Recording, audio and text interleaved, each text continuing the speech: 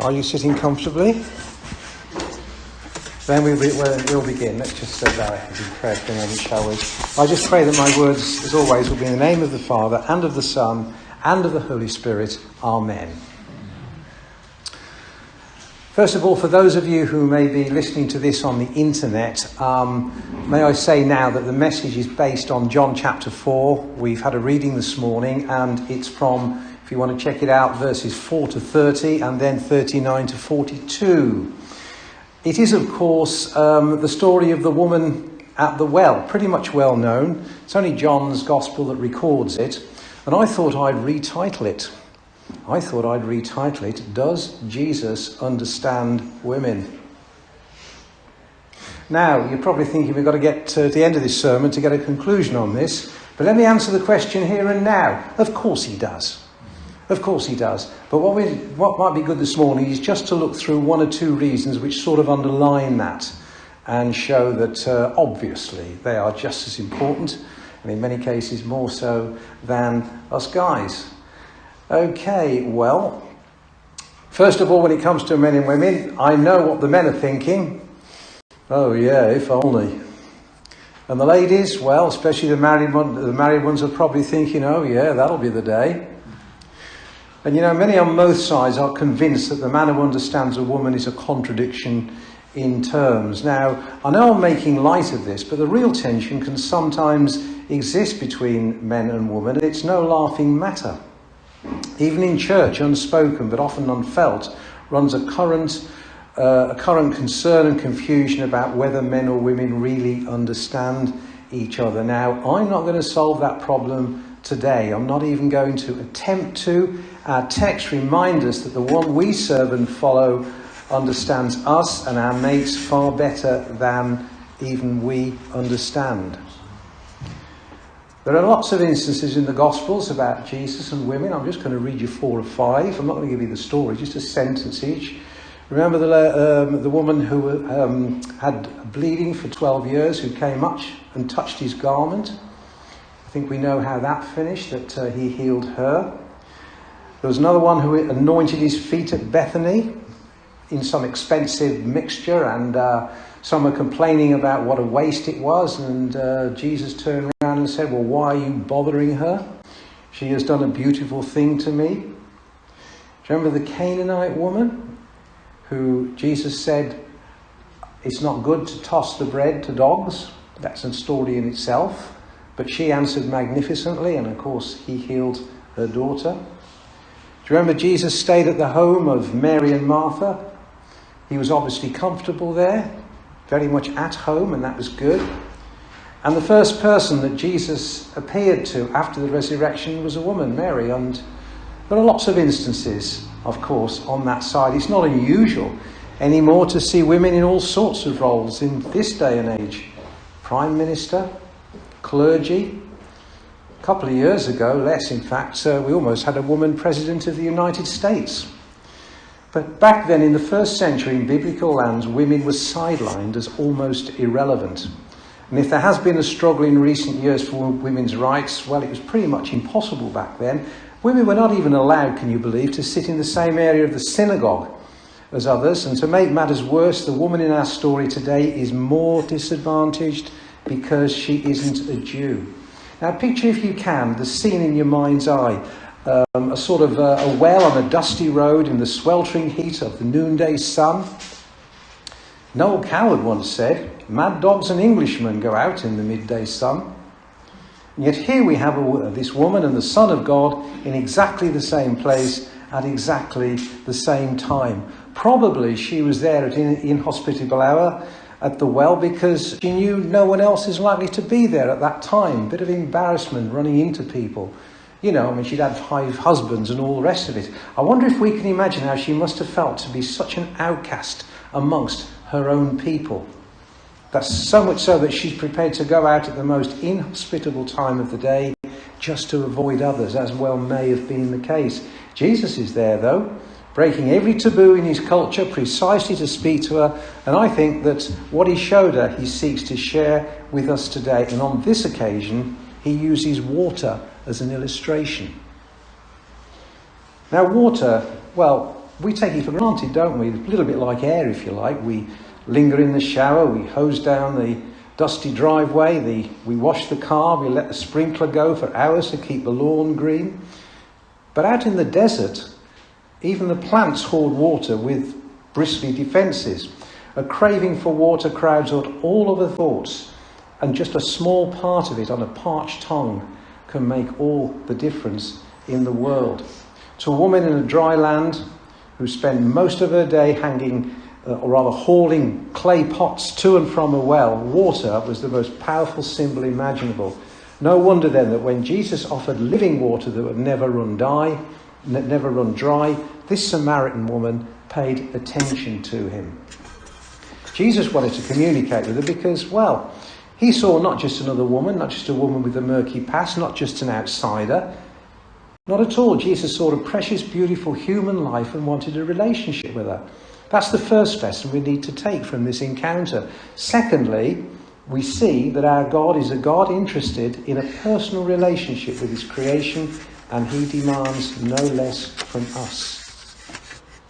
Jesus met a woman. How her life became such a mess, well, we don't know. It will have something to do with the fact that she was a Samaritan, a Gentile, not a Jew. The Jews normally had pretty high standards about such things. Apparently the Samaritans were the outcast cousins of the Jews racially. The venom between the two groups was 500 years old by the time of Jesus' day. According to the Jewish line, the Samaritans had bad blood, bad religion, a bad reputation in every way. And the Samaritans and Jews were bitter rivals. Each one of them claimed the distinction of being the people of God. The Samaritans believed that their land was was particularly holy and set apart for God. They clung to the traditions of their forefathers, hallowing the places that God appeared in the past. Hence the words about Jacob and the well and all the rest of it.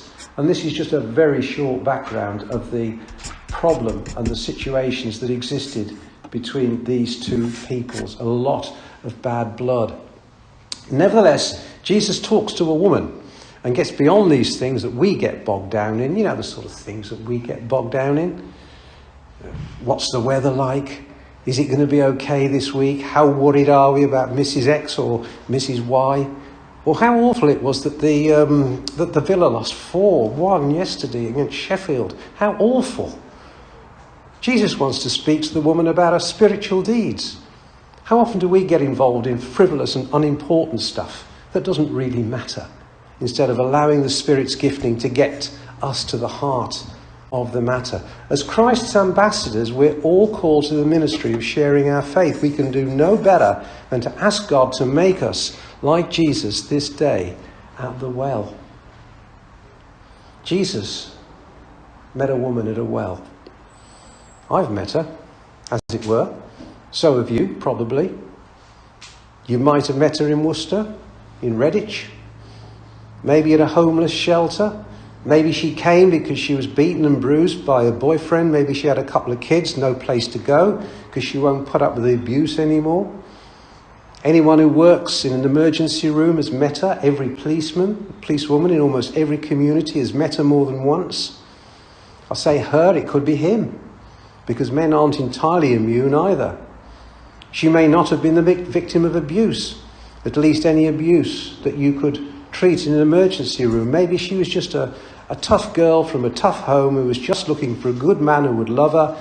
She always seemed to look in the wrong places and find exactly the opposite of what she wanted. She just didn't seem to learn or listen to any well-intentioned advice. Perhaps you couldn't meet her in the inner city, maybe Birmingham, maybe in the suburbs.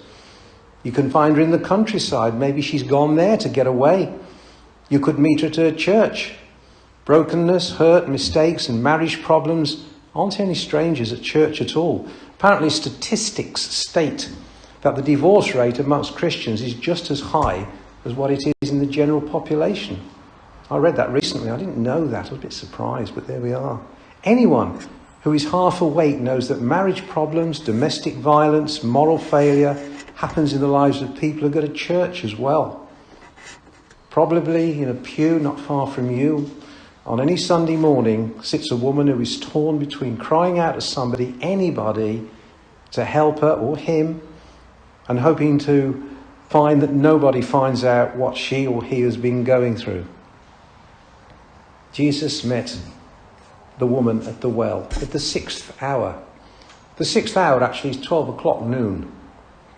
By our clock, it was most likely the heat of the day. Most women came early in the morning whilst it was still cool. In fact, the morning meeting at the well was when most of the women caught up on the latest village news.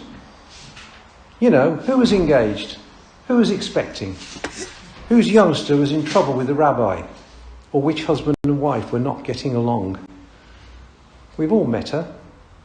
She may live down the street or across the town. We may have met her in the supermarket.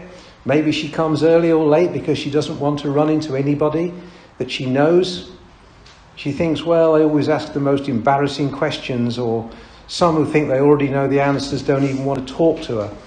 So as she walks down the aisle, she looks down the other way so she won't have to make eye contact. Maybe she comes to the store at odd hours to lessen the chance of running into ex-boyfriends, ex-in-laws, ex-wife, whatever. She just doesn't want to deal with it. Do we get the picture? We all have met her. Jesus met this particular lady at 12 o'clock at noon. He did the unthinkable. He talked to her. Talked to her. Respectable men just didn't do that in those days. They often didn't even acknowledge the presence of woman except in the house. They would never carry on a conversation in public. So the woman perhaps wouldn't have been listening to, not expecting for Jesus to say anything anyway. But was she listening? Do we cultivate a listening ear? So did the woman at the well listen? Well, she did. In the end, shock, horror, he's talking to me. Yeah, she did. Jesus talked to a woman that most people only talked about. He looked past the racial divide, if you look at it like that, the religious differences, the social customs, and looked into an unquestionably messed up life and said, quote, if you knew the gift of God, who it is that asks you for a drink, you would have asked him and he would have given you living water. If you knew. There lies the rub. How our lives would be different if we knew. If we knew the end from the beginning. If we knew it could get better. If we knew the past could be left there. If we knew we weren't alone. If we knew that God would really listen and care and forgive, because he does. A woman met a man at the well. She met a lot of men. You know, if we could all go back in a time machine just to that particular place at that particular time and wanted to know what was going on, I reckon the women in the village would have been glad to fill us in on the details. But she had never met anyone who seemed to offer her something without expecting something in return. Jesus was different. Had she finally met a man who understood a woman? And then he said, go get your husband.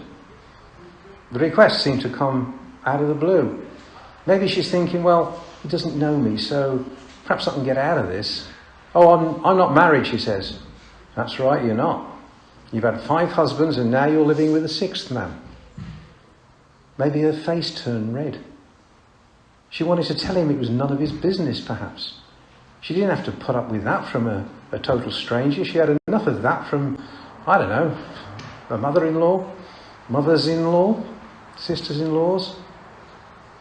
But he hadn't said it with a condemning tone. Jesus hadn't. It was a fact, that was all. There was no whitewashing. She hadn't planned for her life to turn out this way. She wasn't proud of it. Probably she was ashamed and embarrassed of it. But Jesus hadn't really condemned her. It was like he was noting the obvious and just letting her know that it didn't have to stay that way. He could have not brought it up. He could have avoided the one fact that told more about her than anything else in life. But Jesus isn't like that. If we want someone to, how can I put it, sort of sugarcoat our life, if you like, and tell us only good things, never say anything bad, then in Jesus we've got the wrong man. Jesus understands a woman. and a man. Too well for that. If we're here today and we know our life has some big holes in it and some dark stains, a lot of brokenness and hurts, don't think that we can do business with Jesus and have him not bring that up. Can you imagine being at the doctors, at the GPs, and the doctor tells us how well we look and avoids having to explain to us that he's found out we got cancer? We wouldn't want that, would we? That was probably the way men had been treating this woman all her life. One patronising lie after another. She instinctively knew that the conversation had taken a spiritual turn. She knew that he wasn't going on about wells and water and dry parched throats and all that. That's true for many people, men and women, young and old. Some jump from job to job, church to church, relationship to relationship, looking for something that they never find. Some eat or drink, trying to satisfy a hunger or a thirst that never gets filled. Sometimes it's a God-sized hole in the soul. Yep, Jesus met a woman with a deep spiritual thirst. She listened, she believed, and she'll have never been the same person again. The village believed in the end. Many of the people of Samaria there believed because of the woman's testimony. They listened to her. A woman went to a well and met what she never expected to find, a man who understood her inside and out. Today, in our lives, a woman, or maybe a man, or maybe a teenager that we may come across is somebody that's been put in our path.